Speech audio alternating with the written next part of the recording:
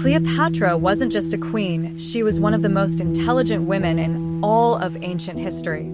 She ascended the throne at just 17 years old, and by the time she died at 39, she had mastered something almost no other ruler of her era could match, and that is languages. While the Ptolemies ruled Egypt for 300 years without learning the local tongue, Cleopatra broke tradition. She became the first of her dynasty to learn Egyptian, speaking it fluently to her people.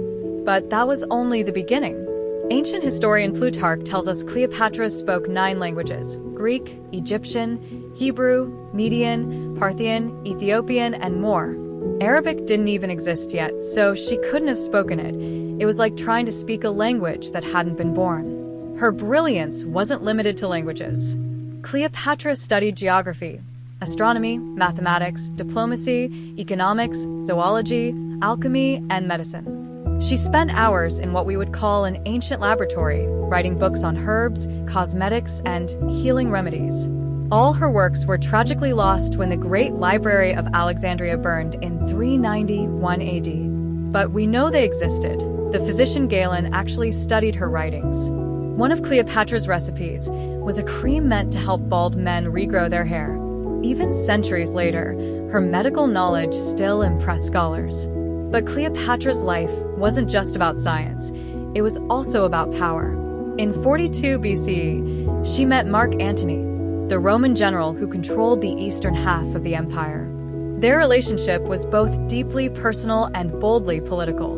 Together they had 3 children, but they also had a shared ambition.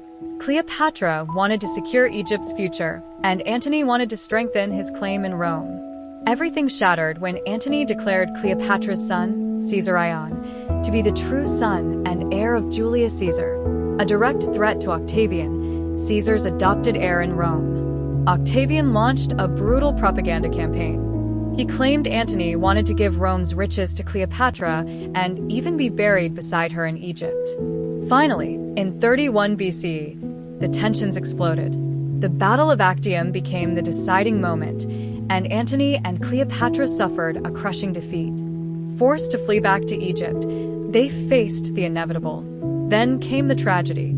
Antony heard a false report that Cleopatra was dead and stabbed himself.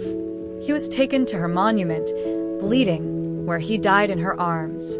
Cleopatra knew what awaited her: humiliation in Rome, the end of her dynasty, and the fall of Egypt. Rather than surrender, she chose death. The story of the snakebite is famous, but the truth remains unknown. We only know one thing for certain. Cleopatra took her own life to protect her legacy. A queen, a scientist, a diplomat, a woman whose intelligence reshaped an empire. More than 2,000 years later, Cleopatra remains one of history's most extraordinary minds, a ruler whose brilliance outlived her kingdom.